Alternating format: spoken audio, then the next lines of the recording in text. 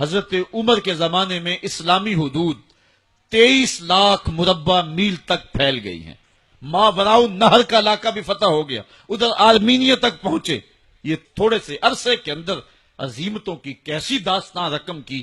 اقبال تڑپ کے کہتا ہے، دی ازانے کبھی یورپ کے کلیساؤں میں، کبھی افریقہ کے تپتے ہوئے صحراؤں میں، دشت و دشت دریا بھی نہ چھوڑے ہم نے، بحر ظلمات میں دوڑا دیے گھوڑے ہم نے۔ حکمران تو وہ تھے لوگوں کی دہلیز پہ امن دینے والے، لوگوں کی چوکھٹ پہ جو ہیں وہ نور بانٹنے والے۔ حضرت عمر جن کو تخت حکومت پہ بیٹھتے تھے، اور ان کا تخت کو سونے زبرجد کا نہیں تھا، مسجد نبوی کی چٹائی تھی، اور سارا دن وہاں بیٹھ کے لوگوں کی باتیں سنتے، اور جب رات کے اندھیرے گہرے ہوتے عمر بھیس بدل کے مدینے کی گلیوں کا گشت کرتے۔ کہا تمہارے گھر سے دھواں نکل رہا ہے اور بچے رو رہے ہیں، ان کو کھانا کیوں نہیں دیتی؟ کہنے لگی عمر کی جان کو رو رہی ہوں۔ عمر کے پاؤں تلے سے زمین نکل گئے۔ کہا کیا ہوا؟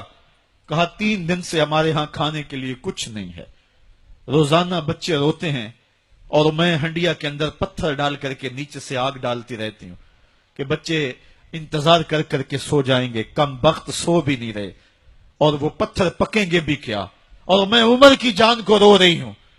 حضرت عمر کا کلیجہ دہلنے لگا، فوراً پلٹے واپس بیت المال میں آئے، گھی کا ایک کنستر لیا، آٹے کی بوری لی، مرچ مسالہ جات بہت کچھ اٹھایا، اپنے کندھے پہ رکھا، بوری اپنی کمر پہ لا دی۔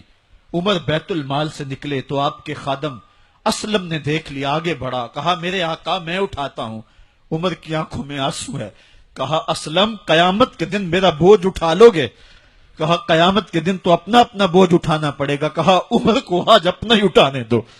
حضرت عمر وہ گھی کا کنستر اور وہ آٹے کی بوری سر پہ اٹھائے ہیں، اور اس خاتون کے گھر جاتے ہیں اور دستک دیتے ہیں۔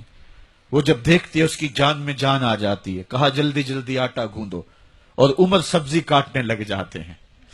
حضرت عمر رضی اللہ تعالی عنہ سبزی تیار کر دیتے، ادھر آٹا گند جاتا ہے، اور پھر اوپر چولہا رکھا جاتا ہے، چولہے کے اندر آگ رکھی جاتی ہے، وہ کھانا پکانے لگتی ہے، آگ بجھتی ہے۔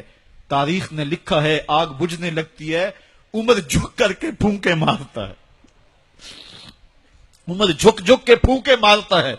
کھانا پک گیا اور بچوں کے سامنے کھانا رکھ دیا، بچے کھا رہے ہیں۔ اب بچے رو رو کے نڈال ہو چکے تھے۔ حضرت عمر اپنے ہاتھوں کو اور اپنے گھٹنوں کو اور اپنے پاؤں کو زمین پہ لگا کے، جس طرح بکری کا بچہ چلتا ہے، ویڑے کے اندر کبھی ادھر چلتے ہیں کبھی ادھر چلتے ہیں، تاکہ بچے مجھے دیکھ کے خوش ہوں، اور دل میں کہتے عمر جتنا رلایا ہے اب اتنا ہنسانا بھی پڑے گا۔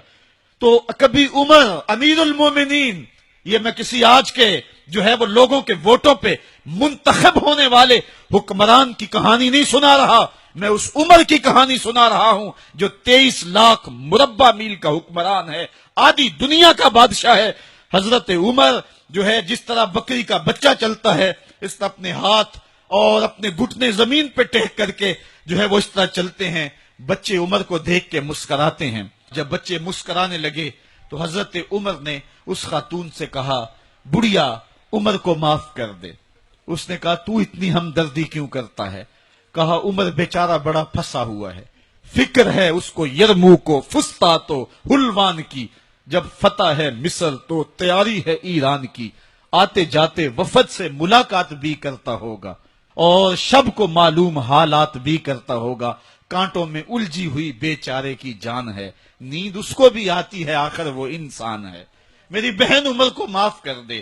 اس نے کہا نانا عمر کی بات میرے سامنے نہ کر، قیامت کا دن ہوگا، عمر کا گریبان ہوگا اور میرا ہاتھ ہوگا۔